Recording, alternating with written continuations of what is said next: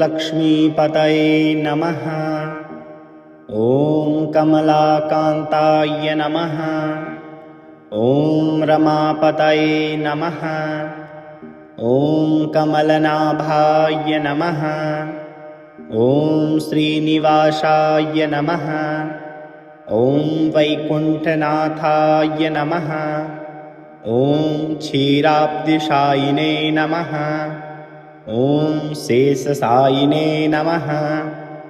ॐ भक्तवत्सलाय नमः। ॐ दीनबन्धवे नमः। ॐ करुणाकराय नमः। ॐ जगत्पतये नमः। ॐ विश्वम्भराय नमः। ॐ विश्वरूपाय नमः। ॐ विश्वात्मने नमः। ॐ परमात्मने नमः।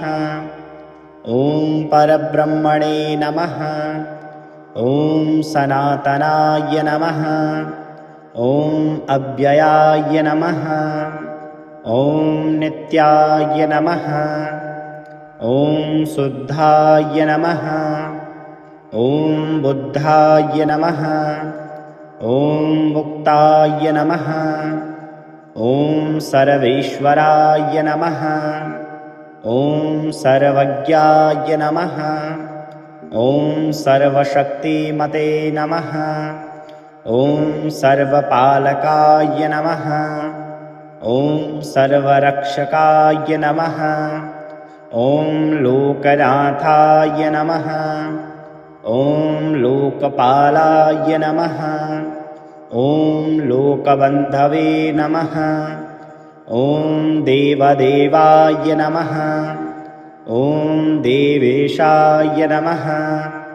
ॐ देवकीनन्दनाय नमः। ॐ यशोदातनयाय नमः। ॐ नन्दनन्दनाय नमः। ॐ गोपालाय नमः। ॐ गोपीजनवल्लभाय नमः। ॐ मुरलीधराय नमः। ॐ मुरारये नमः। ॐ कंसारये नमः। ॐ राधारमणाय नमः। ॐ द्वारकाधीशाय नमः। ॐ द्वारकानाथाय नमः। ॐ पार्थसार्थये नमः। ॐ गीताचार्याय नमः।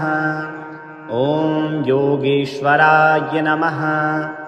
ॐ योगनिद्राय नमः। ॐ योगेशाय नमः।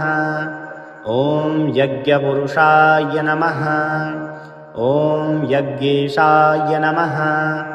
ॐ यज्ञभोक्त्रे नमः। ॐ धर्मपालाय नमः। ॐ धर्मसंस्थापकाय नमः। ॐ सत्यव्रताय नमः। ॐ सत्यसङ्कल्पाय नमः। ॐ सत्यपराक्रमाय नमः। ॐ दयामयाय नमः। ॐ कृपानिधये नमः। ॐ भक्तप्रियाय नमः।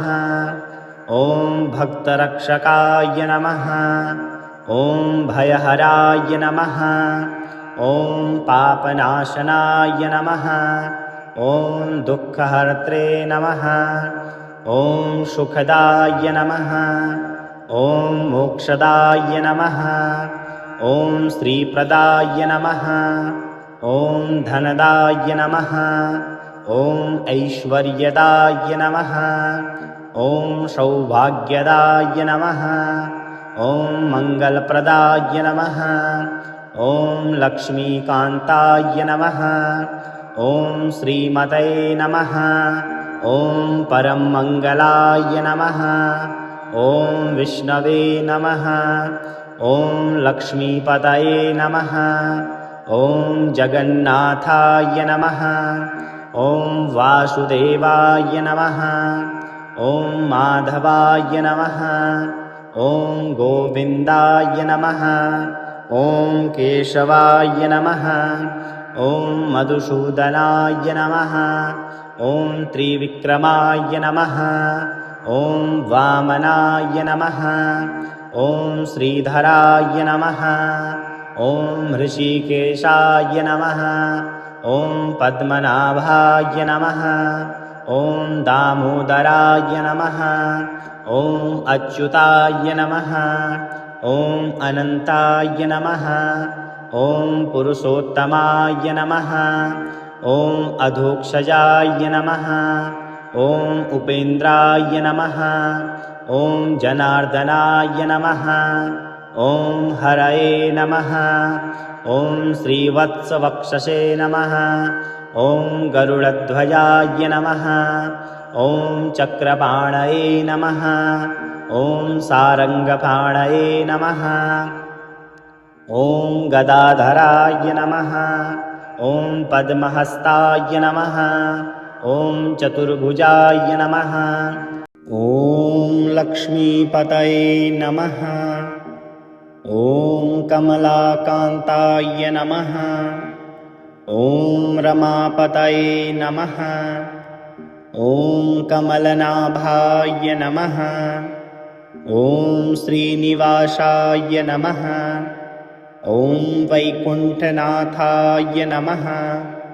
ॐ क्षीराब्धिशायिने नमः। ॐ शेषशायिने नमः। ॐ भक्तवत्सलाय नमः। ॐ दीनबन्धवे नमः। ॐ करुणाकराय नमः। ॐ जगदपतये नमः। ॐ विश्वम्भराय नमः। ॐ विश्वरूपाय नमः। ॐ विश्वात्मने नमः। ॐ परमात्मने नमः। ॐ परब्रह्मणे नमः। ॐ सनातनाय नमः। ॐ अव्ययाय नमः। ॐ नित्याय नमः। ॐ शुद्धाय नमः। ॐ बुद्धाय नमः। ॐ मुक्ताय नमः। ॐ सर्वेश्वराय नमः। ॐ सर्वज्ञाय नमः। ॐ सर्वशक्तिमते नमः। ॐ सर्वपालकाय नमः। ॐ सर्वरक्षकाय नमः। ॐ लोकनाथाय नमः। ॐ लोकपालाय नमः। ॐ लोकबन्धवे नमः। ॐ देवदेवाय नमः। ॐ देवेशाय नमः। ॐ देवकीनन्दनाय नमः। ॐ यशोदातनयाय नमः। ॐ नन्दनन्दनाय नमः। ॐ गोपालाय नमः।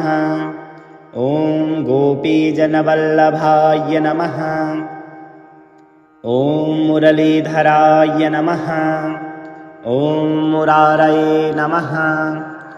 ॐ कंसारये नमः। ॐ राधारमणाय नमः। ॐ द्वारकाधीशाय नमः। ॐ द्वारकानाथाय नमः। ॐ पार्थसार्थये नमः। ॐ गीताचार्याय नमः। ॐ योगेश्वराय नमः। ॐ योगनिद्राय नमः। ॐ योगेशाय नमः। ॐ यज्ञपुरुषाय नमः। ॐ यज्ञेशाय नमः। ॐ यज्ञभोक्त्रे नमः। ॐ धर्मपालाय नमः। ॐ धर्मसंस्थापकाय नमः। ॐ सत्यव्रताय नमः। ॐ सत्यसङ्कल्पाय नमः।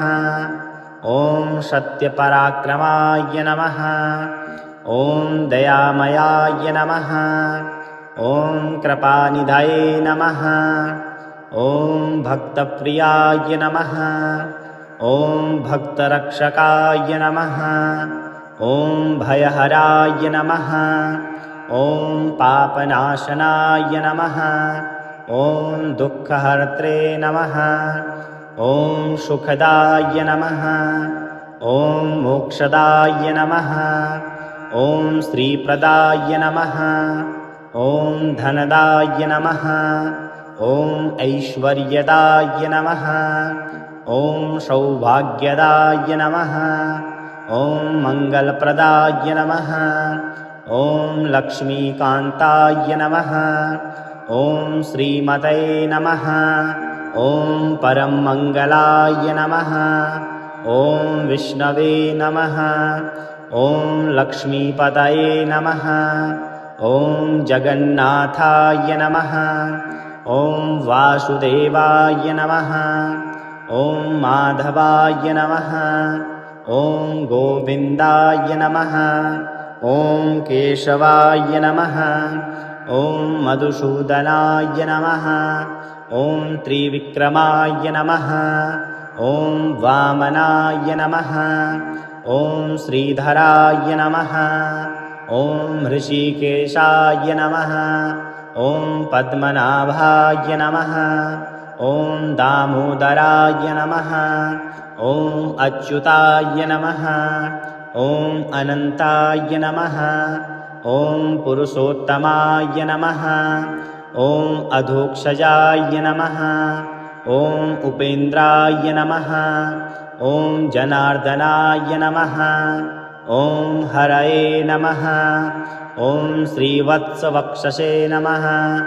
ॐ गरुडध्वजाय नमः। ॐ चक्रपाणये नमः। ॐ सारङ्गपाणये नमः। ॐ गदाधराय नमः। ॐ पद्महस्ताय नमः। ॐ चतुर्भुजाय नमः। ॐ लक्ष्मीपतये नमः। ॐ कमलाकान्ताय नमः। ॐ रमापतये नमः। ॐ कमलनाभाय नमः। ॐ श्रीनिवासाय नमः। ॐ वैकुण्ठनाथाय नमः। ॐ क्षीराब्धिशायिने नमः। ॐ शेषशायिने नमः। ॐ भक्तवत्सलाय नमः। ॐ दीनबन्धवे नमः। ॐ करुणाकराय नमः। ॐ जगत्पतये नमः। ॐ विश्वम्भराय नमः। ॐ विश्वरूपाय नमः। ॐ विश्वात्मने नमः। ॐ परमात्मने नमः। ॐ परब्रह्मणे नमः। ॐ सनातनाय नमः। ॐ अव्ययाय नमः। ॐ नित्याय नमः। ॐ शुद्धाय नमः। ॐ बुद्धाय नमः। ॐ मुक्ताय नमः। ॐ सर्वेश्वराय नमः। ॐ सर्वज्ञाय नमः। ॐ सर्वशक्तिमते नमः। ॐ सर्वपालकाय नमः। ॐ सर्वरक्षकाय नमः। ॐ लोकनाथाय नमः। ॐ लोकपालाय नमः। ॐ लोकबन्धवे नमः। ॐ देवदेवाय नमः। ॐ देवेशाय नमः। ॐ देवकीनन्दनाय नमः। ॐ यशोदातनयाय नमः। ॐ नन्दनन्दनाय नमः। ॐ गोपालाय नमः। ॐ गोपीजनवल्लभाय नमः। ॐ मुरलीधराय नमः। ॐ मुरारये नमः। ॐ कंसारये नमः। ॐ राधारमणाय नमः। ॐ द्वारकाधीशाय नमः। ॐ द्वारकानाथाय नमः। ॐ पार्थसार्थये नमः। ॐ गीताचार्याय नमः। ॐ योगेश्वराय नमः। ॐ योगनिद्राय नमः। ॐ योगेशाय नमः। ॐ यज्ञपुरुषाय नमः। ॐ यज्ञेशाय नमः। ॐ यज्ञभोक्त्रे नमः। ॐ धर्मपालाय नमः। ॐ धर्मसंस्थापकाय नमः। ॐ सत्यव्रताय नमः। ॐ सत्यसङ्कल्पाय नमः। ॐ सत्यपराक्रमाय नमः। ॐ दयामयाय नमः। ॐ कृपानिधये नमः। ॐ भक्तप्रियाय नमः। ॐ भक्तरक्षकाय नमः। ॐ भयहराय नमः। ॐ पापनाशनाय नमः। ॐ दुःखहर्त्रे नमः। ॐ सुखदाय नमः। ॐ मोक्षदाय नमः। ॐ श्रीप्रदाय नमः। ॐ धनदाय नमः। ॐ ऐश्वर्यदाय नमः। ॐ सौभाग्यदाय नमः। ॐ मङ्गलप्रदाय नमः। ॐ लक्ष्मीकान्ताय नमः। ॐ श्रीमतये नमः। ॐ परममङ्गलाय नमः। ॐ विष्णवे नमः। ॐ लक्ष्मीपतये नमः। ॐ जगन्नाथाय नमः।